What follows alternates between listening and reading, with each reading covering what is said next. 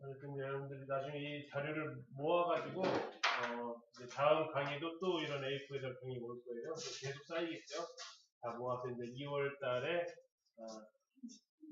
제본을 딱 해서 한 권, 교사대학의 공부했던 한 권으로 묶어줄 테니까 잘 버리지 않고 잘 간주하시면 좋겠습니다. 오늘 먼저 여러분들 같이 할 것이 이제 교사의 소명과 사명 부분이 되겠습니다. 소명과 사명 들어봤어요? 소명? 소명이 한자가 어떻게 될까요? 숫자. 무슨 숫자일까요? 무슨 숫자일까요? 명자는 그럼 무슨 명자일까요? 알고 있네. 또 목숨명자예요, 목숨명자. 생명할 때 그 명자. 숫자는 무슨 숫자일까요? 부를 숫자입니다. 예를 들어서 여러분들 그 성도가 돌아가셨을 때 소천한다 그렇게 얘기하죠. 하늘의 부름을 받았다라는 얘기인데, 생명을 위해서 부르심 받은 것. 영어로는 이거 소명을 뭐라고 하냐면 영어로는 콜링이라고 합니다. 콜링, 부르심. 한글로 말하면 부르심이에요. 부르심. 다음에 그러면 사명은 뭐냐? 사명. 사자는 무슨 사자일까요? 일사. 여러분 우리나라를 대표해서 외국에 나가서 있는 여러분 그 나라에서 비자를 잃어버렸다든지 했을 때 찾아가는 거 있죠. 거기서 일하는 사람. 이번에 중국에 누구를 파견했다. 중국에서 이 일하던 사람이 와가지고 비서실장하는 사람인데 우리나라 간 사람도 있던데 대사라고 해요. 대사. 그 사자가 무슨 사자면 하여금사 일사 사람 불일사자 있습니다. 이것이 명자는 같은 거예요. 사명은 뭐라냐면 영어로 표현하면 미션이라고 미션. 맡겨진 일. 우리말로 하면 이제 아까 했던 맡겨진 일, 영어로는 미션, 한자로는 사명. 다시 말하면 교사로 불러서 맡겨진 일을 감당하는 것이 오늘 4주간에 걸쳐 하게 될 교사의 소명과 사명 주제가 되겠습니다. 자, 기름넣기 예비교사 대학의 첫 강좌를 왜 이것으로 넣느냐? 그것은 이 2007년도에 맥켄지 보고서가 나오면서 생겨난 말이 있습니다. 이 말이 나오면서 나왔던 말은 교육의 질은 무엇을 뛰어넘을 수 없다?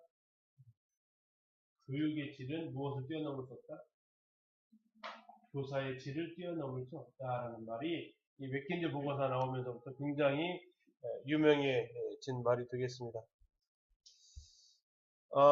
맥켄지 보고서에서 했던 내용을 딱 세 문장을 요약을 할 수 있어요. 이 제목, 무슨 뜻이에요?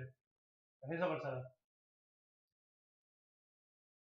해석할 사람. 세계 최고의 학교들은 어떻게 그 정상을 유지하면서 갈 수 있었느냐, 정상을 유지해서 무엇을 준비하고 있느냐라는 그런 보고서를 냈습니다. 그래서 이제 첫 번째 그 학교의 공통점들을 세계에서 탑을 달리고 있는 학교, 그 학교들의 공통점을 이렇게 조사를 해봤더니 첫 번째 그들은 교사가 되기 적합한 사람들을 모집한다.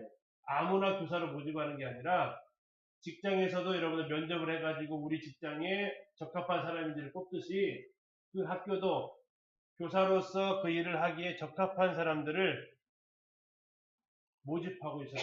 아무나 와서 4년제 졸업해가지고 교사하는 게 아니라 그 일 할 수 있는 사람을 모집했다. 두 번째, 모집하고 끝난 게 아니고 모집한 그들을 뭐 했다고요? 그들을 발전시켰다. 이거예요. 천부적으로 교사의 재능을 태어난 사람도 있지만 그렇다고 그들을 가만히 놔둬서 되는 게 아니라 그들을 계속해서 교육을 시켰다는 얘기예요. 그리고 세 번째로 학생들에게는 최상의 교육을 할 수 있는 그 시스템을 보장했는데 이 시스템의 제일 중요한 요인이 교사 요인이 돼요.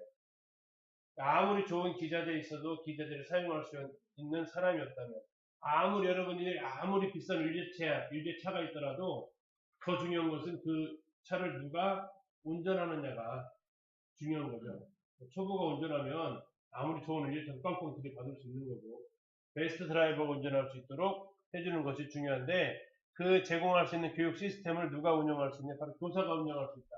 세 가지 요인 중에서 두 가지가 전부 다 교사 요인이고, 이 시스템을 운영할 수 있는 인력도 또한 교사이기 때문에, 어쩌면 맥킨지 보고서에서 말하고 있는 세계에서 탑을 달리고 있는 학교들, 그들은 뭐 하고 있었느냐? 교사들을 준비시켰다라는 얘기예요. 자, 전주에서 제일 유명한 병원이 어디예요? 전주에서 전라북도에서 제일 유명한 병원? 구민하나 바로 나오지 않나? 전북대병원이 제일 유명하잖아요. 제일 크고. 왜 거기가 유명한 거예요? 1번 시설이 좋아서, 1번 의료진이 좋아서. 의료진이 좋아서 가요. 의료진이 좋아서. 아무리 시설이 좋아도 거기에 명의가 없으면, 실력 있는 의사가 없으면 안 가게 돼 있어요. 자, 예를 들어서 전주에서 그럼 어느 학원이 가장 유명한가? 어느 학원? 안 되는 것도 잘 모르나? 전주에서 유명한 학원. 우리 지원 형제 어느 학원이 유명해요? 한빛고시학원. 다니고 있더라고요. 자, 한빛고시학원 유명한 이유는 뭐예요? 네, 그 유능한 강사진이 있다는 얘기예요. 유능한 강사진. 유능한 강사진이 있기 때문에 그곳에 사람들이 몰리게 된다 이거예요. 자, 예를 들어서 세계 명문 대학이라고는 하버드나 예일대 이런 데는 왜 그쪽에서 이렇게 그 학교 유명해졌을까요? 오래돼가지고 그게 아니라 교수진이 탄탄하기 때문에 그래요. 그래서 이 기린노교회가 실력 있는 교회학교가 되려면 그럼 뭐가 제일 중요한 관건이다? 그렇죠. 실력 있는 교사들이 얼마나 많으냐가 교회학교의 성패를 가늠하는 기준이 된다. 물론 모든 일들은 주님께서 다 행하시는데, 그러나 그 주님은 누구를 통해 행하신다? 사람을 통해서 그 일을 행하신다. 그래서 지난번에 여러분 다 얘기했지만 준비되어 있는 사람을 주님께서 쓰시고 계신다. 디모데후서에서 그걸 얘기를 하고 있습니다. 선한 일에 준비되어져야 되는데, 이 가르치는 일 역시도 마찬가지. 여러분들이 준비되어져야 되기 때문에 우리가 이제 예비교사 대학이라는 프로그램을 시작을 하게 되었고, 그 과정에서 첫 번째 이 시간을 하고 있습니다. 자, 소명과 사명의 의미를 좀 더 해보면, 성경에서는 어떻게 이것을 가능할 수 있느냐? 소명을 받아야 된다. 먼저 교사가 소명을 받아야 된다. 다시 말하면 부르심을 받아야 된다. 교회에는 많은 은사가 있다고 고린도 12장에 은사에 대해서 쭉 얘기를 하고 있어요. 근데 은사는 누가 주신다? 내가 갖고 싶은 거다? 아니면 하나님이 나에게 주신 거다? 하나님이 주신 게 은사예요. 여러분들이 가지고 있는 것은 재능이라고 할 수 있어요. 재능. 그런데 그게 재능은 주로 자기를 위해서 사용이 되어진다면 은사는 자기를 위해서 사용되어지지 않고 교회를 위해서 사용이 되어져요. 그래서 그 은사는 교회의 머리 대신 주님께서 주시는 거예요. 그래서 먼저 교사는, 교회에서 가르치는 교사는 주님의 부르심을 받아야 돼. 소명을 받아야 돼. 그럼 소명받으면 끝나느냐? 아니다 이거예요. 아까 맥켄지 보고 얘기했던 것처럼 그들을 계속해서 발전시켜야 된다는 거예요. 무엇으로? 영성과 전문성으로. 자, 영성과 전문성. 영성이 뭐겠어요? 영성. 하나님과의 관계예요. 영성이라는 얘기는 하나님과의 관계를 얘기한다면 전문성은 뭘까? 내가 하는 일과의 관계예요. 그래서 교회 학교에서 아이들을 가르칠 수 있는 사람은 영성이 있어야 되는데 하나님과의 관계가, 다시 말하면 이것을 우리는 성령 충만이라고 표현하게 돼요. 하나님의 인도하심을 받을 수 있는 사람이 바로 교사가 할 수 있는 일이에요. 아무리 잘 가르친다 해도 중고등학교 선생님들 와서 하나님 말씀 가르치십시오라고 못하는 거예요. 역사를 통달한 설민석이 와더라도 그 사람한테 하나님 말씀 가르치라고 할 수가 없는 거라고. 왜? 이건 하나님의 말씀, 영적인 일이기 때문에 그래요. 구원받은 사람이 해야 되고, 더 나아가 성령 충만한 사람이 일을 감당할 수 있게끔 여러분 영성을 준비시켜야 되는 거예요. 두 번째는 뭐냐면 전문성을 준비시켜야 돼요. 자, 아무리 여러분들 주일학교 캠프 가봤어요? 가봤죠? 거기에 다른 지역 장로님들 오시든가 안 오시든가? 안 오시죠? 왜 안 오실까? 우리가 못 오게 했을까요? 아니요. 그분들이 얘기하세요. 어렵대요. 뭐가 어려울까? 아이들과 대화가 안 통한대. 대화 소통이 어려우시대. 뭐가 떨어지는 거예요? 영성이 떨어지실까 그분들이? 아니요. 뭐가 떨어진 거예요? 전문성이 떨어지는 거예요. 어린 아이들 2학년, 3학년하고 4학년, 5학년 초등학생들하고 대화하는 소통하는 기법이 그분들은 부족하신 거예요. 그래서 교육교 교사를 못 하시는 거예요. 영성으로만 뛰어나면 할 수 있는 일이 아니다. 전문성으로 할 수 있어야 된다. 뭐 영성 뛰어나면 컴퓨터도 막 만능으로 다룰 수 있나? 영성 뛰어나면 뭐 기타도 아무나 다 다룰 수 있나? 그건 아니란 말이에요. 그건 다른 영역이야. 자, 그래서 여러분들 교사로서는 가르치는 영역들이 있어요. 그런 것들을 또 준비시켜야 돼요. 그래서 이 예비교사 대학은 바로 이것을 준비를 하고 있어요. 먼저 부르심을 받는 거. 다음에 자신의 영성과 관련되어서 신약성경, 구약성경, 다음에 여러분들 그 책 읽는 거, 그런 것들을 배울 수 있도록 프로그램을, 커리큘럼을 짰어요. 그 다음에 전문성은, 나중에 이제 여러분들 하겠지만은, 아이들 발달 단계 이해하는 거, 또 분반 수업 준비하는 거, 교환 작성하는 거, 교사가 해야 될 일들이 있다고. 자, 이것을 준비시키는 것이 교회가 해야 될 첫 번째 일이고. 자, 이렇게 해서 준비된 교사. 자, 이것은 이제 여러분들 예비교사 대학에서 할 일, 교사들이 할, 교회에서 할 일이라면, 이 밑에는 이제 여러분들이 해야 될 일이에요. 그 사람들한테 미션이 주어진다. 다시 말하면 내년에 여러분들한테 중학교 1학년을 맡아라, 뭐 유치부 몇 학년을 맡아라, 이게 사역이 보조교사를 맡아라 주어질 수 있어요. 또 교회에서도 여러분들한테 예를 들어서 그 부서에 갔더니 가서 총무를 맡든지 또는 레크리에이션을 맡든지 뭐 주어질 일이 있어요. 미션이 주어질 수도 있어요.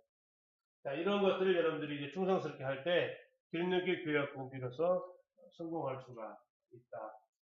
그래서 지금 예비교사 대학은 뭐 해주는 시간이냐면 여러분들에게 소명의 중요성에 대해서 얘기해주고 또 이것을 하기 위해서 여러분들이 준비해야 될 영성과 전문성을 준비시켜주는 시간이다.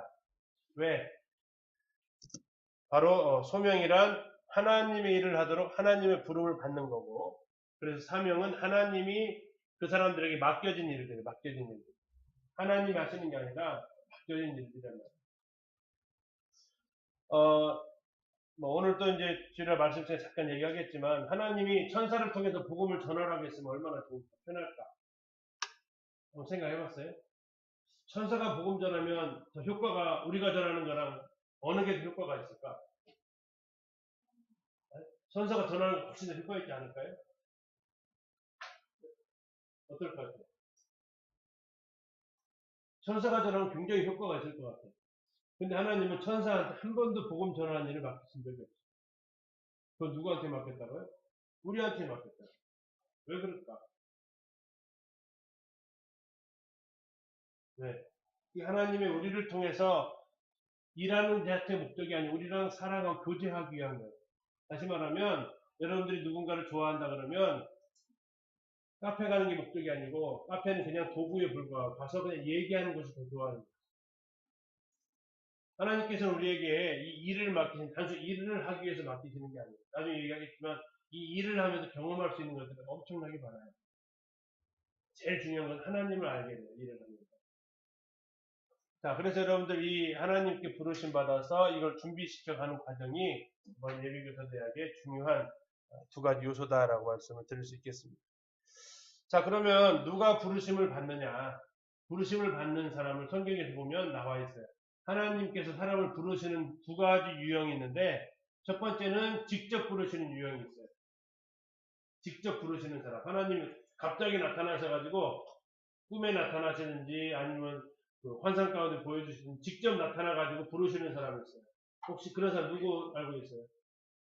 하나님 직접 부르셨던 사람. 창세기에서 혹시 기억나는 사람 있어요? 네, 모세는 창세기 나온 출애굽기. 그렇죠. 모세도 하나님 직접 부르셨던 유형이에요. 또 창세기에는 누구 있어요? 창세기. 그렇죠. 아브라함 하나님이 갈대우로 해서 직접 부르세요. 누구 통해서 교육시켜가지고 되는 게 아니고 어떻게 했다고? 직접 부르시는 사람이 있어요. 또 누가 있을까요? 노아도 하나님 직접 부르세요. 네. 또 누구 있을까요? 뭐 창세기 말고도 이제 여러 곳곳에서 선지자들이 그래요. 뭐 예레미야도 그러고 에스겔도 그러고 누구한테 그 사람이 교육받아서 그런 게 아니라 하나님이 직접 부르시는 사람이 있어요. 신약으로 가면 누가 있어요? 12제자들이 하나님 예수님 직접 불러요. 또 오늘 대표적으로 볼 사람, 이 사람 사도 바울도 하나님이 직접 불러요. 성경에는 하나님이 직접 불러가지고 쓰시는 분들이 꽤 많아요. 성경 역사에서 계속 증언하고 있는 부분이에요. 그런데 하나님이 그럼 이 사람들을 직접 부르는데 이 부르기 전에 하나님께서 하시는 일이 있어요. 뭘부터 해야 될까? 내가 지원 형제를 불렀어. 근데 전혀 모르는 사이야. 전혀 모르는 사이에서 부르는데 불러서 일을 시키고 싶어. 뭘 해줘야 될까? 지원이한테 뭘 알려줘야 될까? 뭘 알려줘야 될까? 자, 예를 들어서 이렇게 바꾸고. 여러분들 어느 직장을 가야 돼. 취직을 나이가 됐어. 그러면 직장을 구할 때 뭐부터 알아봐요?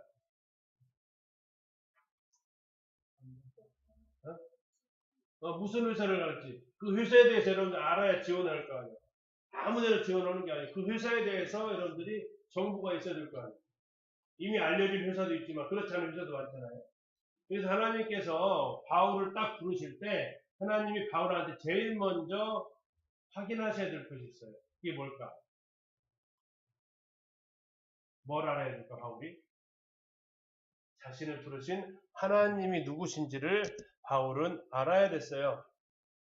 자, 그래서 바울이 여러분 잘 아시는 다메섹에서 가는 길에 주님을 만나죠.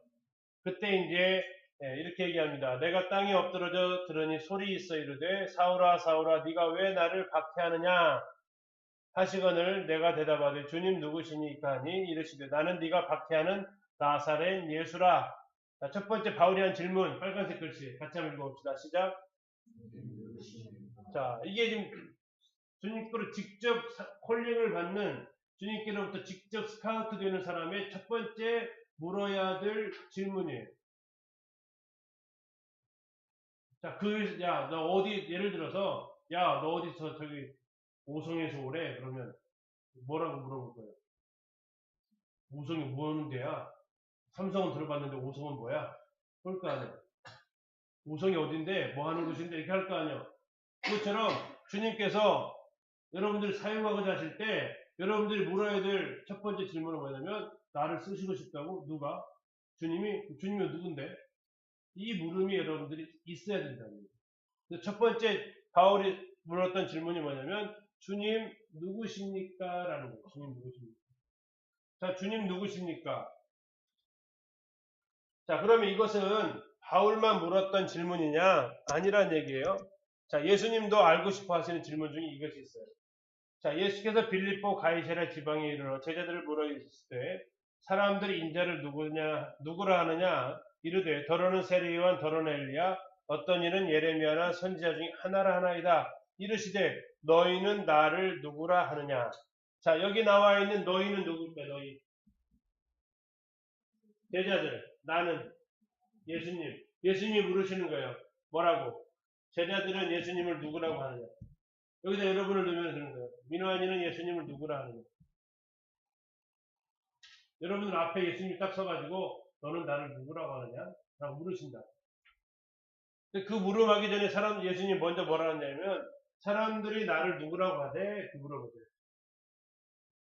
이건 여러분들 얼마든지 대답해 줄 수가 있죠. 사람들이 예수님 누구셔? 그러면 여러분들 자꾸 얘기해 줄 수 있어요. 예수님이 들어. 복음 전할 수 있어. 근데 그 예수님이 딱 나 앞에 서서 그럼 너한테 나는 누구야? 라고 묻는다는 거죠. 구원받는다는 것은 뭐냐면 어쩌면 이 과정이에요. 나하고 예수님과 관계가 맺어집니다. 자, 구원받았다는 얘기는 하나님과 나와의 끊어졌던 관계가 회복되어지는 게 구원인데 여러분 잘 아는 거죠. 하나님과 나의 이 죄의 문제가 가로막았었는데 그 죄의 문제가 해결되어지면서 하나님과 나의 관계가 회복되어지는 거예요. 다시 말하면 하나님께서는 계속해서 알고 싶은 거예요. 너에게 나는 누군지. 또 동일하게 여러분들도 주님을 향해서 물어야 되는 거예요. 뭐라고? 주님? 뭐라고? 주님? 누구십니까? 여러분이 묻지 않으면 주님이 여러분들한테 물을 때 대답을 할 수 있어요. 너는 나를 누구라 하니? 이 질문 제자들한테 했던 질문이고 이 질문 했던 사람은 또 사도 바울이에요. 주님이 직접 부르시는 사람한테는 주님 이것부터 묻고 시작을 하세요. 바로 일을 시키지 않아요. 이 질문부터 주님께서는 요구하세요. 이 마태복음 이 질문 이후에 비로소 예수님께서는 나는 이제 예루살렘으로 죽으러 간다라고 비로소 얘기하기 시작하신 타이밍이 이 타이밍. 놀라운 비밀을 이 대답을 듣고 난 다음에 예수님께서는 제자들한테 알리고 계세요. 뭐 하고 나서 너희는 나를 누구로 하느냐라는 이 질문 듣고. 그래서 여러분들이 처음 교사의 사명을 들어가기 전에 여러분들 해야 될 질문이 뭐냐면 이 질문이에요. 예수님은 나에게 누구시지? 예수님은 나에게 누굴까? 자, 이 질문은 아무나 물어볼 수 있는 게 아니잖아요. 그것이 다른 사람한테, 예를 들어 현수 형제가 지은 형제한테 나는 형이 누구야? 이렇게 질문하면 갑자기 지은 형제는 굉장히 당황스러울 거야. 그죠? 네. 주님이 여러분들한테 물었을 때 그런 당황스러움이 있으면 안 되잖아요. 여러분 준비하셔야 돼요. 근데 준비를 어떻게 해야 될까? 준비를 어떻게 해야 될까? 여러분들 경험한 하나님 있으셔야 됩니다. 내가 경험한 하나님.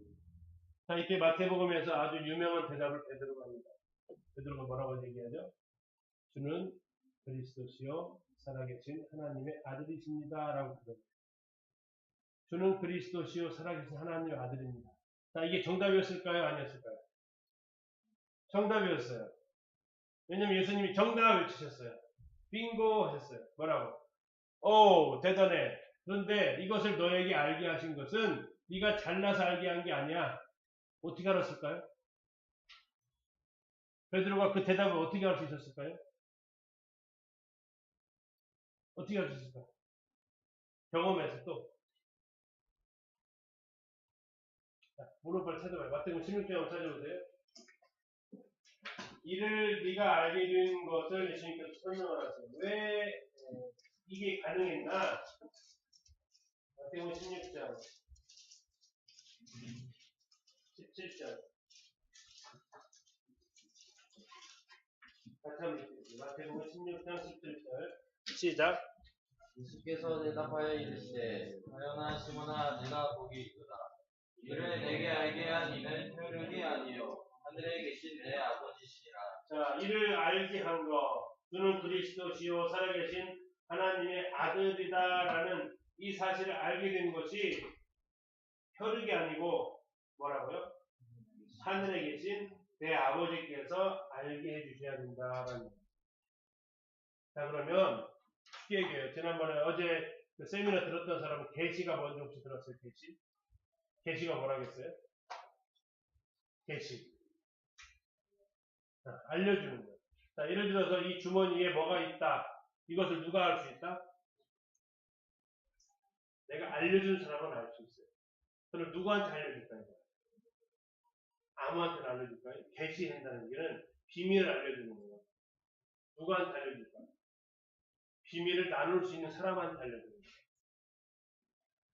여러분들을 가끔씩 만나서 단 둘이만 공유하는 비밀들이 있어요. 그러면 그 사실을, 그 비밀을 공유할 수 있는 사이는 굉장히 친밀한 사이예요. 자, 예수님께서도 역시 동일해요. 하나님께서도 여러분들한테 예수 그리스도 누군지 알려주신단 말이에요. 하나님 알려주셔야만 알 수 있고, 저 정확히 얘기하면 성령께서 깨닫게 해주셔야만 여러분들 깨달을 수 있어요. 그럼 어떻게 하느냐? 여러분들이 그분과 친밀해요. 다시 말해 이와 같은 거예요.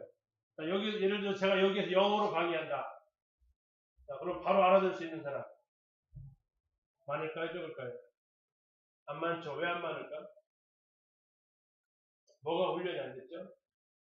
내 귀가 훈련이 안 됐잖아. 뭘로? 영어로.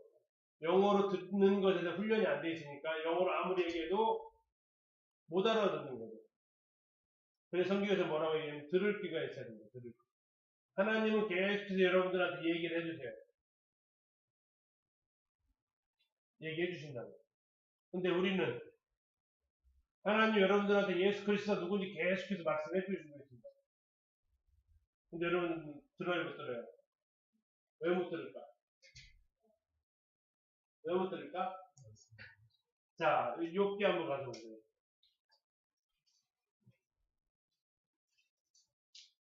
하나님께서 우리에게 계속 얘기를 해주시는데 33편 욥기 33장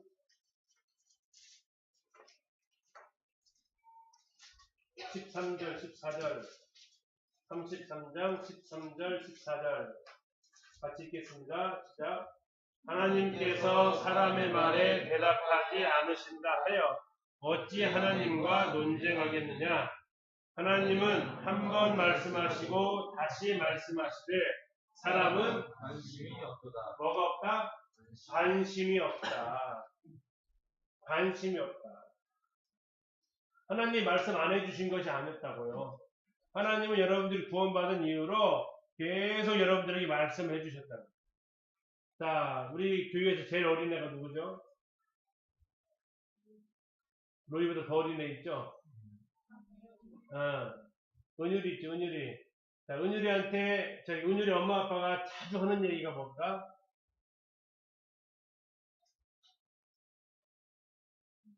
엄마 아빠 계속해. 왜 할까? 그래서 애들이 보통 처음 내뱉는 단어가 뭐냐면 엄마야. 엄마. 왜 엄마를 자꾸 내뱉을까? 엄마가 계속 해줄게. 엄마가 뭐 해줄까? 엄마가 뭐 해줄까? 계속 엄마는 이 아이한테 엄마라는 단어를 계속해서 들려주는 거예요.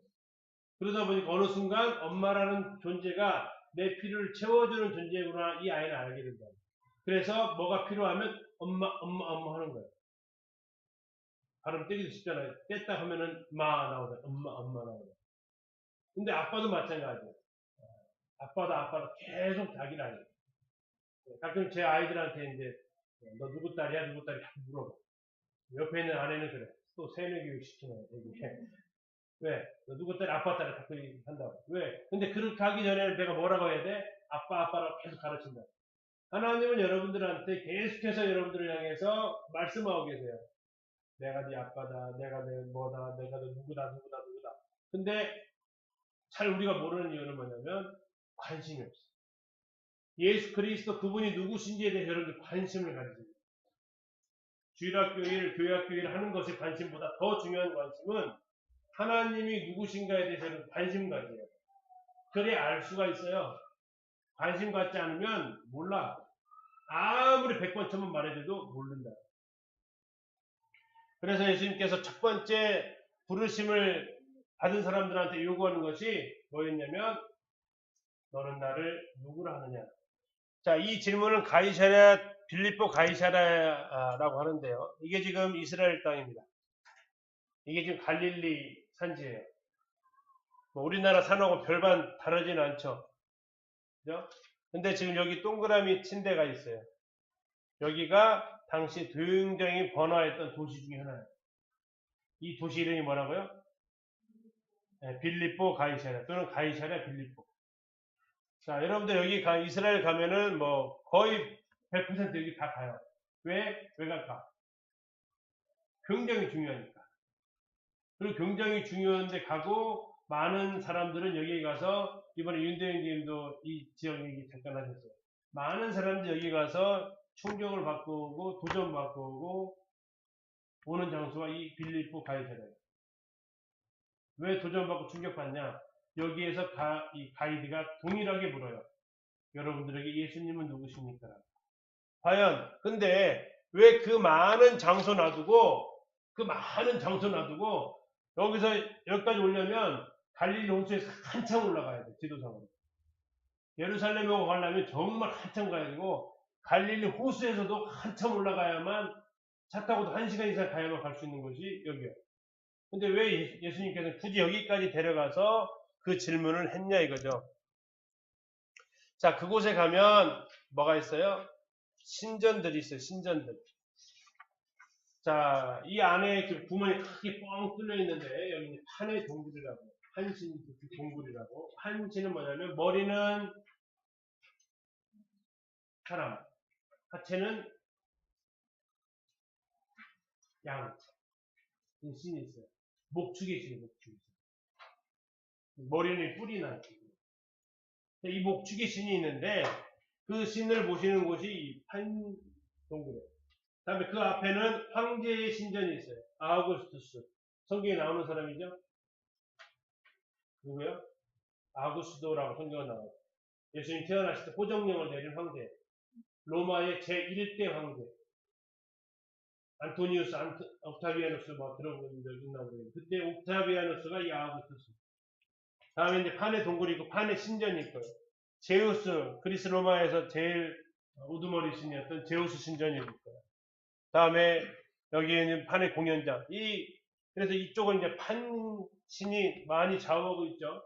이 판이 누구냐면, 그래서 이쪽 지역 이름 자체가 파니아스. 근데 이쪽 아랍 사람들은 영어로 피바람을 못해. 그래서 파니아스로 못 읽고 바니아스라고 읽어요.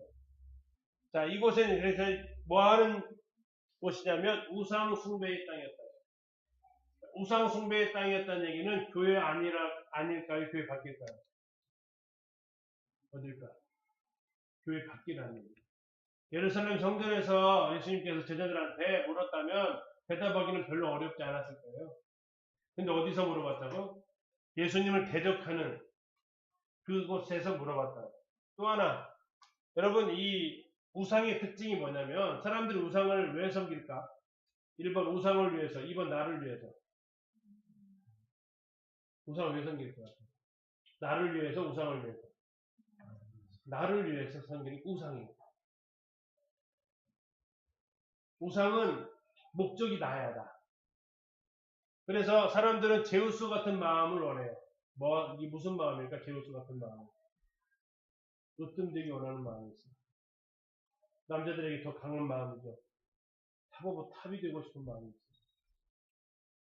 인정받고 싶고 가장 영향력 있는 자리에 오르고 싶은 그 마음이 있어요. 그 자리에서 예수님이 물으시는 거예요.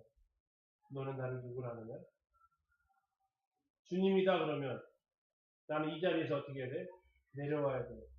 왜? 내가 신이야, 내가 주가 아니고 예수님이 주면 나는 뭐가 돼요? 종이 되는 거예요. 이 고백할 수 있는 자리는 내가 제우스처럼 높아지려고 했던 그 자리에서 주님은 나한테 물으시는 거예요. 너에게 나는 누구니? 자, 또 하나. 이 판 동굴들이 있어요. 이건 아까 했던 대로 풍요를 얘기해요. 가나안 이스라엘 사람들은 이 가나안 땅, 농사짓는 땅에 들어와서 드디어 이 가나안 땅의 신들을 접하게 되는데 농사를 지어본 적이 한 번도 없어서 이스라엘. 40년 동안 광야 생활을 해왔기 때문에 목축은 했어. 근데 딱 안으로 들어왔더니 전부 다 농경 생활이에요, 이쪽은. 그러니까 그곳에서 사람들이 농사짓는 법을 배우려면 누구한테 배워야 돼? 가나안 사람들한테 배워야 돼. 근데 그들은 농사짓는 방법 중에 뭐가 있냐면 이런 신들한테 제사 지내는 게 있어요. 그러면 그것도 같이 따라서 다 배웠다고. 왜? 뭐 하려고? 농사 잘 되게 하려고. 뭐 하려고? 농사 잘 돼서 잘 먹고 잘 살라고. 그곳에서 예수님께서 물으시는 거예요. 너에게 나는 누구냐? 잘 먹고 잘 살고 싶은 사람, 아닌 사람 여기 없을 거예요. 나도 그렇고. 편하게 먹고, 편하게 지내고 싶고, 좀 더 좋은 집에서, 좀 더 좋은 차 타고, 좀 더 좋은 음식 먹으면서, 좀 더 알아주는 직장에서, 좀 더 많은 월급 받고, 살고 싶은 게 우리들의 다 마음이에요. 그런 장소가 어디냐면 이곳이라고. 그곳에서 예수님께서 물으시는 거예요. 너에게 나는 누구니? 그러면 너희는 지금 이것을 추구하며 살아가고 있니? 내가 가는 길을 추구하며 살아가고 있니? 물으시는 거예요. 어디에서? 이 빌립보 가이사랴에. 이곳은 예를 들어 여러분들한테 신앙 고백을 교회에서 받는 것은 어렵지 않아요. 오늘도 여러분들 찬양을 했어요. 선생님이 했던데 오직 주님께만 무릎 꿇는다고. 이거 여러분들 여기서 그 찬양한다고 여러분들 쳐다볼 사람 단 한 명도 없어. 근데 여러분들 직장을 가거나 학교를 가서 만약에 그 찬송한다고 해도 어떻게 반응이 나올까? 호의적일까? 아니요. 그곳에서 야 나의 주인은 오직 예수님이야. 나는 예수님만 섬기는 사람이야. 이렇게 얘기를 한다겠어요. 그들이 반응이 어떨까? 근데 그 자리에서 예수님이 물으셨다고. 뭐라고? 너는 나를 누구라 하느냐? 너는 나를 누구라 하느냐고 어디서 물었냐? 다 예수님을 주로 고백하는 사람들이 있는 장소에서 안 물어봐. 어쩌면 여러분들 교회 안에서 하는 신앙 고백은 뭐랄까 이렇게 말하면 좀 어쩔 줄 몰라도 별로 신뢰성이 안 가. 오히려 이 자리는 그렇게 안 하면 신뢰성이 안 하면 눈총받는 자리니까. 근데 여러분들이 당장 내일 가게 될 학교, 직장 이곳은 어떤 자리예요? 이 고백을 하면 불편해지는 자리. 그런데 그런 사람들이 많이 있는 이곳에 대해서 물으신다. 너희는 나를 누구라 하느냐? 너에게 있어서 나는 누구냐? 물으십니다. 여러분, 이 질문이 주님한테 부르심 받는 첫 번째 질문. 여러분들이 물어야 되고 대답해야 될 질문. 가장 예수님께서 여러분들한테 듣고 싶은 대답이 이 질문. 어느 남녀가 결혼할 때, 결혼에 대해서 결정을 하게 될 때, 들어야 될 대답이 이 질문입니다. 여러분 잘 알죠? 아담과 하와. 아담이 잠들어서, 깊이 잠들었을 때, 옆구리에서 갈비뼈를 취해가지고 하와를 만들었어요. 그리고 나서 아담이 하와를 보면서 했던 그 말이 무슨 말이에요? 내 뼈 중에 뼈요, 살 중에 살이다. 그 말이 무슨 말이에요? 나다. 관계가 됐다는 거예요. 1차적으로 여러분들 주님한테 부르심 받는 관계는 관계가 되어져요. 주님이 과연 누구신지, 예수님이 과연 누구신지에 대한 이 질문이 굉장히 중요한 첫 번째 질문이다. 그 다음 바울이 물었던 두 번째 질문이 있어요. 주님과의 관계가 되어진 사람이 이제 질문하는 게, 이게 관계가 되어졌냐 안 되어졌냐는 이 두 번째 질문을 하냐 못하느냐 이게 다릅니다. 여러분이 주님과의 관계가 되어졌냐 안 되어졌냐는 이 두 번째 질문을 여러분들이 하고 있는 사람은 1번 해결된 사람이고, 아직도 나는 이 두 번째 질문을 나는 잘 안 나온다 하는 사람은 1번이 안 된 거예요. 그 두 번째 질문은 뭐예요? 같이 한번 읽겠습니다. 내가 이르되, 시작. 내가 이르되 주님 무엇을 하리까? 주께서 계속.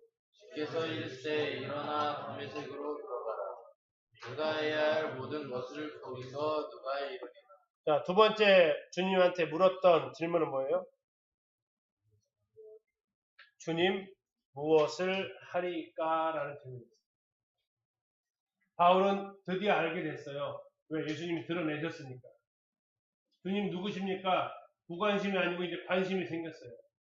그 상황에서 예수님께서는 네가 박해하는 예수다라고 자기를 드러내셨어요. 그러니까 1번이 해결되니까 바울은 그 다음에 이어서 두 번째 질문을 합니다. 주님, 그러면 제가 뭘 해야 될까요? 자, 지금 바울은 그 전에 예수님 만나기 전에 자기가 뭘 하면서 살아야 되는지를 알았을까 몰랐을까요? 지극히 잘 알고 있던 사람이에요. 어느 정도 잘 알고 있었냐면 해외로까지, 다른 나라까지 가서 예수님 믿는 사람 잡아들이려고 했던 사람입니다. 담메색으로 가고 있었던 그 사람, 다른 사람한테 다른 사람이 바울을 세워놓고 당신 어디가? 담메색. 뭐하러 가? 예수님을 잡으러. 자기가 뭐 할지를 분명히 알고 있었던 사람이에요. 내가 무엇을 하면서 살아야 될지 아주 분명한 확신 가운데 시키지 않아도 아주 능동적으로 했던 사람이 바울이에요. 근데 예수님을 딱 만나니까, 예수님이 누군지를 딱 알고 나니까 그는 지금까지 자기가 해왔던 일들에 대해서 관심이 없어졌어요. 그리고 그의 관심은 뭐로 바뀌었어요? 주님이 뭘 하기를 원하시는지, 주님께서 나에게 뭘 하기를 원하시는지, 여기에 관심이 온통 끌렸어요. 그래서 그걸 내뱉었던 두 번째 말, 주님 무엇을 하리까? 여러분, 이 질문을 여러분들이 하고 있는지, 1번이 안 된 사람, 1번 아까 주님 누구십니까? 이게 안 된 사람은 이 질문을 하지 않고요. 무슨 질문을 할까? 자, 첫 번째 질문은, 이 1번이 안 되는 사람은 이 질문을 이렇게 하지 않고 뭐라고 하냐면, 주님, 이게 주님 뜻이에요? 아니에요? 주님, 제가 이걸 하고 싶은데 이거 주님 뜻이에요? 아니에요? 이렇게 묻기도 하고요. 자, 그것은 뭐냐면 내가 하고 싶은 것이 정해져 있다, 안 정해져 있다? 정해져 있다. 근데 이게 주님 뜻인지 아닌지 이게 궁금하다. 선택권을 누가 갖고 있었던 이미? 내가 갖고 있다. 내가 이걸 하고 싶다, 주님. 이게 뜻입니까? 아닙니까? 주님 오케이입니까? 아닙니까? 선택만 하십시오. 주님은 내가 뭘 원하는지 요구하지 마시고 내가 하고 싶은 것에 대한 yes, o, yes, no 둘 중에 하나만 대답하세요. 왜? 그 결정은 제가 하겠습니다. 예수님이 yes라고 하면 아주 기쁘게 할 거고 no라고 하면 왜 no지? 하면서 내가 다시 생각해 보겠습니다. 내가 고민하겠습니다. 대신 나한테 요구는 하지 마세요. 자, 두 번째, 이게 1번이 안 된 사람, 두 번째 그 사람들이 하는 기도는 뭐냐면, 주님 제가 이것을 할 겁니다. 뜻이에요? 아니, 그렇게 묻지도 않고 이걸 할 겁니다. 도와주세요. 주님 제가 이걸 하고 싶어요. 주님 도와주세요. 이렇게 나와요. 1번이 안 된 사람. 왜? 1번이 안 됐다는 얘기는 뭐냐면 1번 예수 그리스도에 대해서 그분이 나를 위한 주님인지 주님을 위한 나인지 이 아직 분간이 안 된 사람. 자, 아까 질문했어요. 여러분, 우상은 나를 위해 섬겨요? 우상을 위해 섬겨요? 나를 위해 섬겨요. 그래서 10계명에서도 그렇게 얘기하고 있는 2계명에서 뭐라고 했냐면 너를 위하여 새긴 우상을 만들지 말라고 했어요. 너를 위해서 만드는 건 우상이에요. 자, 그런 가운데에서 하나님은 나를 위한 하나님이에요? 하나님을 위한 나예요? 여러분 질문에 대한 이 대답을 분명히 하셔야 돼요. 나를 위해서 하나님이 존재하시는데 하나님을 위해서 나를 존재하는 거예요. 뭐예요? 누가 누구를 위해 존재해요? 누가 누구를 위해 존재해요? 인정하기 싫어서 그래요? 아니면 몰라서 그래요? 누가 누구를 위해 존재해요? 그 1번 안 되면 이거 안 나간다니까 친구가. 누가 누구를 위해 존재해요? 내가 하나님을 위해 존재해요. 기쁘게 거기에 대해서 화답이 되세요? 그 사실에 내게 기쁨이 되고 있는 거야. 내가 하나님을 위해서 존재한다. 내가 하나님을 위해서 살 수 있는 자가 되었다. 내가 이제 하나님 앞에 예배 드릴 수 있는 자가 되었다. 천국 가는 것으로 기뻐하는 게 아니라 내가 이제 하나님을 위해서 살 수 있는 자가 되었다라는 것으로 기뻐하는 것이 진짜 구원받은 거야. 천국 가는 것이 기뻐하는 것은 뭐냐면 누구를 위한 걸까? 천국 가서 기뻐하는 거잖아. 나를 위한 걸까? 하나님 위한 걸까? 나를 위한 거잖아. 지옥 안 가는 것으로 기뻐요. 그 누구를 위한 거냐? 나를 위한 거다. 근데 여러분들 저기 간증하고 하지만 구원받았다는 게 뭐냐면 주에서 구원받았다는 거잖아요. 주가 뭐라고 배웠어요? 누구를 위해서 살아가는 게 주라고 배웠어요? 나를 위해서 살아가는 게 주라며. 근데 구원받았다고 했는데 뭐라고 얘기하냐면 그 얘기를 하고 있는 거야. 무슨 얘기? 나를 위한 거. 어쩌면 이건 커다란 모순 아니에요? 나를 위해서 살아가는 것이 주인 줄 알고 거기서 회개했대. 그러면서 감사하대. 왜? 나를 천국 가게 해주시니까. 이게 뭐야 이게? 어쩌면 그건 여전히 주 가운데 있는 거 아니? 주 가운데 있는 모습 아니냐고. 어쩌면. 구원받아서 기쁜 이유가 이제는 내가 하나님을 위해서 살 수 있는 자가 되었기 때문에. 이제는 내가 하나님이 기뻐하시는 삶을 살 수 있기 때문에 내가 이것을 위해서 기뻐할 수 있습니다라고 하는 것이 하나님께서 바라시는 성경에 나타나 있는 구원의 목적이라고. 근데 어느덧 이것이 전부 나를 위한 것 초점이 다 맞춰져 있어요. 구원 간증하는 그 순간조차. 여러분 첫 번째 질문에 대해서 분명히 여러분 대답을 하셔야만 이 질문으로 가요. 근데 첫 번째 질문이 안 되니까 그 뒤에 일어나는 여러분들이 하는 기도 또 삶을 살아가는 이유 전부 다 주님 무엇을 하니까 아니고 주님 이거 해도 돼요? 이미 정해져 있어 내가. 노라는 소리를 듣기 싫어. 해도 돼요라는 얘기는 하고 싶다는 뜻이에요. 그것을 이제 좀 더 노골적으로 얘기하면 지금 나 이거 할 건데 도와주세요. 일로 가 있어요. 주님은 저만치 가 계시고 내 것이 딱 세워져 있어요. 그리고 이것이 안 들어지면 이게 안 들어질 것 같아. 내가 봐도 이거 주님 뜻이 아닌 것 같아. 그럼 어떻게 그 다음 단계를 어떻게 취해? 아예 묻지를 않아. 아예 묻지 않고 그냥 해. 왜? 정죄를 안 받다니. 자, 이게 안 되는 사람 아까 세 단계 얘기했어요. 첫 번째는 뭐 한다고? 주님 뜻이에요? 아니에요? 물어. 묻지만 선택권 내가 하겠다는 거예요. 두 번째 사람 어떻게 한다고? 도와달라고 해. 세 번째 사람은 그냥 해. 이제. 그냥 해. 묻는 것 자체도 아니고 기도 나는 그냥 해. 왜? 1번이 안 되면 이렇게. 그래서 두 번째, 이게 이제 사명인데, 아까 주님 누구십니까? 라는 것은 소명에 대한 첫 스타트라면, 주님 무엇을 하리까? 라는 이 말씀은 사명에 대한 첫 스타트.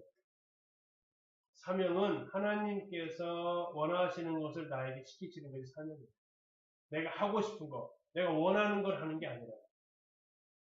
여러분들 그것이 죄라고 여러분들은 고백하면서 간증했고 그것에 대한 표현으로 침례까지 받았다. 나를 위해 사는 것이 아니다. 고린도후서 5장 14절 잠깐 한번 볼게요. 고린도후서 5장 14절.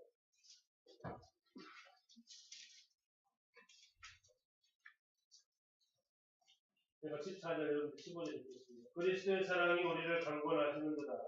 우리가 생각하건대 한 사람이 모든 사람을 대신하여 죽었은즉 모든 사람이 죽은 것이라. 15절 시작.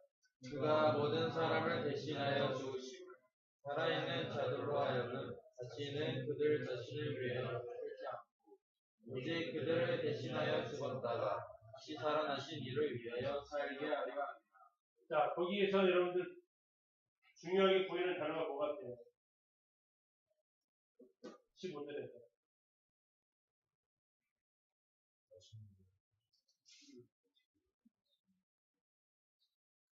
네. 언제부터? 그 이유는 뭐냐면, 다시는 이라는 단어를 보시면, 찾았어요? 다시는. 이 다시는이라는 얘기는 무슨 뜻이에요? 다시는. 무슨 뜻일까요? 여태까지 해온 것하고, 지금 하고는 어떻다고? 정반대로. 다시는 그렇게 안 살 거야 라는 얘기는, 전에 살았던 삶이 잘못되었기 때문에 그렇게 얘기하는 거예요. 근데 전에 살았던 삶은 어떤 삶이에요? 전에 살았던 다시는 앞에 있는 그 삶은 자기를 위한 삶. 근데 그렇게 사는 것이 예수님의 십자가를 깨닫고 아니구나.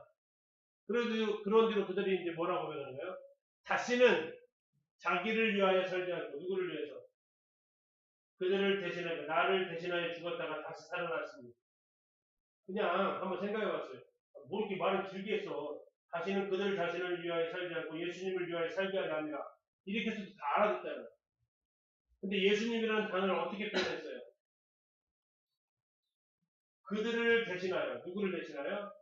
나를 대신하여. 뭐 했다가? 죽었다가. 또 뭐 하신 분? 다시 살아나신 분. 나를 대신해서 죽으신 분. 나를 대신해서 다시 살아나신 분. 그럼 예수님은 여러분한테 얘기하는 거예요. 나는 너희를 다 위해서 모든 걸 했다. 그러면 나는 너희를 위해서 모든 걸 했다 했을 때 여러분의 고백은 이제 뭐가 되어야 되는 거예요? 그러면 나는 이제 어떻게 된다는 거예요? 나는 그러면 이제 당신을 위해 살겠습니다라고 해요. 그런데 예수님 말하는 거예요. 나는 너희를 위해서 죽었고 나는 너희를 위해 다시 살아났어. 너는 어떻게 할래? 아이고 고마워요. 역시 저는 예수님도 나를 위해 살았다면 나는 역시 나를 위해 살아요. 이런 것이죠. 여러분 생각해 보세요. 예를 들어서 지훈이 형제랑 밥을 이렇게 누구랑 집에 같이 밥 먹는 사람 누구야? 주차에 밥 먹었는데 가끔 그만해. 너 집에요? 너 집에 안 하면 돈이 안 가져왔다. 예를 들어서 주차장에 안 가져왔다. 아우 나 돈 안 가져왔네. 그래서 내지. 다음에 또 같이 밥 먹었어. 주차장에 아우 나 또 안 가져왔다. 그러거든요. 또 세 번, 네 번, 다섯 번 하면 안 먹으려고 그랬지.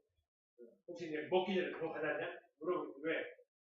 여태까지 내가 너를 위해 쐈으니까 뭐 하는 거예요? 이제는 네가 나를 위해 써야 되지 않겠냐는 거예요. 주님께서 말씀하세요. 지금까지는 너를 위해 살아왔는데 그것 때문에 내가 죽었고 그것 때문에 내가 다시 살아났다. 이제는 어떻게 하냐? 물어보는 거예요. 아 그럼 주님, 우리 고백을 주님, 내가 다시는 나를 위해서 안 살게. 지금까지는 다 나를 위한 삶이었다면 이제는 나를 위해서 안 살게. 다시는 그렇게 안 살게. 다시는 나를 위한 삶이 아니라 이제부터는 주를 위한 삶을 살아갈 거예요. 하면서 그가 살아가는 것이 사도 바울의 삶입니다. 다시는 그렇게 안 살게요. 네. 그렇게 사는 것 때문에 예수님이 죽었는데 내가 그렇게 또 살면 주님을 또 다시 죽이는 꼴입니다. 이게 바로 여러분들 예수님께서 하셨던 그 질문이에요. 이제는 너 어떻게 살 거냐? 아니 바울이 먼저 묻는 거예요. 주님 이제 어떻게 살아야 돼요? 지금까지는 모든 것이 나에게 초점이 맞춰졌는데 주님 내가 옳다고 생각하는 거 했고요. 내가 하고 싶은 일 하면서 했고요. 내가 맞다고 생각이 없으면 했어요. 근데 주님 이렇게 지금까지 내가 했던 일들을 보니까 다 주님 반대편에 있던 일이래요. 뭐 주님 뭐라 그래요? 나는 네가 핍박하는 예수다. 지금 열심히 하나님을 위해 산다고 했는데 하나님이 나타나서 너 지금 나 핍박하고 있다라고 하니까 자기가 하던 일 아무것도 아닌 것이 되니까 주님한테 그럼 나 뭐 해야 되는데? 이 질문이에요. 지금 여러분들이 추구하면서 살아갔던 그 삶이 예수님 쪽에 있는 삶인지 예수님 반대쪽에 있는 삶인지 예수님께서 나타나서 물어보실 때는 뭐라고 했습니까? 찬송가 가사 중에 이런 가사가 있어요. 우리가 걷는 얘기. 알아요? 우리가 걷는 이 길은 후기에 좁고험하며 그 뒷부분 그 길 끝에는 뭐가 됐더라고요? 우리 주님이 계시다. 여러분들이 살아가고 있는 그 길 끝에 누가 여러분들 맞이하고 있을까? 여러분들이 인생을 마무리하거나 또 예수님께서 다시 오시는 그 순간에 그 피니시 라인을 끊어야 될 거 아니에요? 그죠? 그 피니시 라인이 딱 끝났을 때 딱 오고 손 쫙 벌리면 딱 끝났는데 저 그 길 끝에 누가 계신다고요? 우리 주님이 계시면 얼마나 좋을 거예요. 주님 뭐가 끝나고 마지막 그 마라톤 할 때 손 벌리면 딱 꼬리 딱 끝났을 때 딱 안아주시는 분이 주님이라면 얼마나 감동이 있을 거예요. 근데 우리가 가는 그 길 끝에 주님과의 목적이 다른 삶을 살았다면 그 길 끝에 누가 있을까? 여러분 구원받았다면 마귀가 있진 않을 거예요. 그죠? 누가 있을까? 그 길 끝에 누가 있을까? 내가 살아가는, 내가 추구하는 삶의 끝에 누구의 한 무리가 있을까? 아마도 고린도서 3장에 나오는 불 가운데서 구원받은 그 사람들이 그 길 끝에는 그 사람들이 있습니다. 그것은 단순해요. 주님께서 원하신 일을 한 그 사람들은 그 길 끝에 주님께서 계시고 내가 살기를 내가 원하는 대로 살아간 그 사람 끝에는 그렇게 살다 간 사람들이 있습니다. 그럼 두 가지 질문을 바울이 받았어요. 하나는 뭐예요? 주여 누구십니까? 두 번째는 주여 무엇을 하십니까? 여러분 1차 질문에 대해서 여러분 분명히 답을 찾으셔야 됩니다. 이게 여러분 삶의 가치관의 목적이 됩니다. 그리고 이제 그것을 여러분들 비로소 알았다면 그래 나는 다시는 나를 위해 안 살 거야. 다시이라는 단어가 여러분 마음에 새겨졌다면 여러분 이 질문을 하셔야 됩니다. 다시이라는 단어가 사용이 안 되는 사람은 여전히 이 질문을 못해요. 왜 못하느냐? 내가 살아오면서 생각해보니까 왜 못할까? 결론이 뭐였냐? 내가 주님 무엇을 하리까 했을 때 내가 원하는 것을 말 안 할 것 같아. 내 양심적으로 생각하니까 그래. 왜 내가 이 질문을 쉽게 못할까? 나를 굉장히 고생시킬 것 같아, 이것만 하면. 물어보면, 아이고, 야, 잘 됐다, 야, 내가. 뭐, 힘든 일이 있는데 너 좀 시켜야겠다. 그럴 것 같아. 주님이 나를 좀 골탕 먹일 것 같아. 주님이 내가 싫어하는 걸 시킬 것 같아. 이러더라고. 근데 그 이유가 뭘까 생각했더니 첫 번째 주님과의 관계가 아직도 정립이 안 됩니다. 주님은 어떤 사람을 생각하는 거냐면 주님은 아주 장난꾸러기로 생각해요. 내가 반대 것만 자꾸 시키는 사람. 내가 싫어하는 걸 자꾸 시키는 사람. 주님은 이기적인 사람으로 알고 있어요. 주님의 영광을 위해서라면 나의 행복점은 가볍게 무시할 수 있는 사람. 아니요. 예수님은 여러분을 위해서 죽으실 정도면 여러분들을 위해서 부활하시고 의롭다 하시기 위해서 여러분을 위해서 부활하실 정도라면 모든 초점이 여러분을 향해서 맞춰져 있다면 그분은 그렇게 안 하신다. 그분에 대해서 오해하고 있는 거예요. 다시 말하면 아까 얘기했죠. 여러분들 구원받았다는 거 나는 이제 하나님을 위해서 살 준비가 되었습니다 라고 말한다는 거 그것이 여러분들 기쁨이 돼요. 근데 주님은 정말 기쁨을 하셨다. 나는 너를 위해서 이 땅에 왔고 너를 위해서 죽었고 너를 위해서 부활할 거야. 이걸 주님 어거지로 안 했다고요. 요한복음 10장에 보니까 내가 스스로 그것을 했다라고 했어요. 스스로 했다. 강요해서 한 것이 아니고 스스로 하셨다. 그런 분위기 때문에 우리가 그분에게 내 삶을 드려도 전혀 첫째 손해볼 거 하나도 없고 마이너스 요인 하나도 없어요. 마치 삼성의 이재용 회장이 현수한테 야 너하고 나하고 네가 가진 거 반절 내고 내가 가진 거 반절 내고 동업하자 그러면 어떻게 할까요? 망설일까요? 할까요? 안 할까요? 당연히 하겠지. 왜? 내 반절은 얼마나 될까? 내 재산의 반절은 이재용이 가지고 있는 재산에 비하면 깜깜도 안 되거든요. 하나님께서 여러분들한테 요구하는 게 그거라고요. 야, 네 목숨 내놓고 내 목숨 내놓자는 거예요. 네 목숨 내놓고 내 목숨 내놓고 우리 같이 살아보자 라고 하는 거예요. 그럼 여러분 어떠냐고.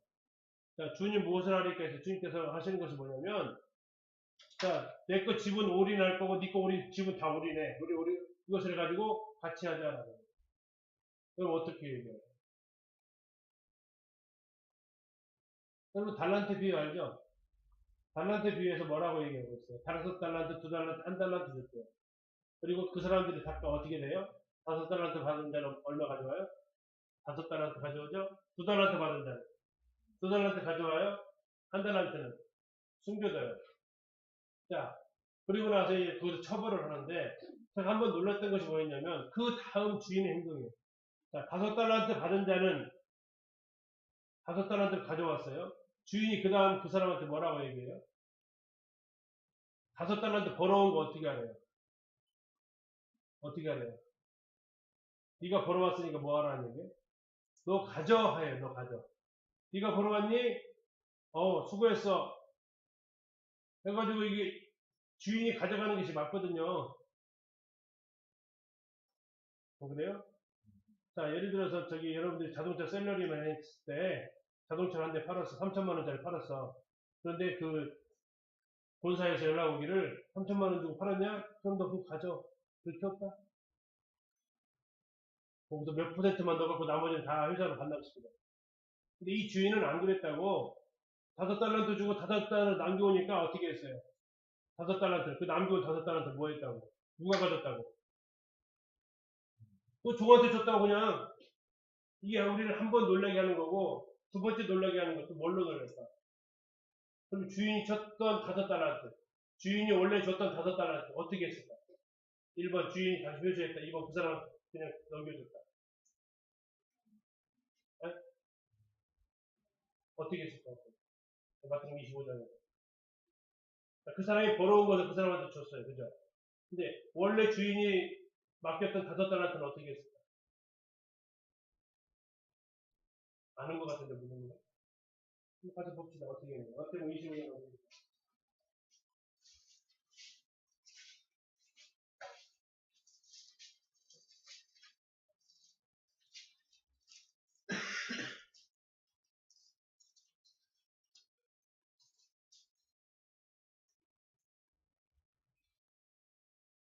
자, 마태복음 25장 20절. 5달란트 받았던 자는 5달란트를 더 가지고 와서 이르되 주인이여 내게 5달란트 주셨는데 보소 내가 또 5달란트를 남겼나이다. 그 주인이 이르되 잘하였도다 착하고 좋은 자여 네가 적은 일에 충성하였으면 내가 많은 것을 내게 맡기리니 내 주인의 즐거움을 참여할지어다 하고 28절 보세요. 28절 그에게서 이게 1달란트짜리입니다. 그에게서 그 한 달란트를 빼앗아 누구한테 주라고요? 10달란트 가진 자에게 주라. 그러면 자, 이것을 여러분들이 이제 해석할 게 있어야 돼. 주인이 5달란트 줬어. 자, 예를 들어 5천만 원 줬어. 5천만 원 남겨왔어. 주인이 뭘 요구했어 이제? 잘했다. 그리고 나서 잘했는데 돈 줘. 이 상황이 아니라고요. 잘했다. 어떻게 하라는 거야? 너 이름 다 가져. 너는 숨겨놨냐? 너 5천만 원. 너 어디 가서 이것까지 가져. 얼마 가져준가요? 1억 1천만 원 가져. 이게 지금 주인이 상식적으로 이해가요? 아니.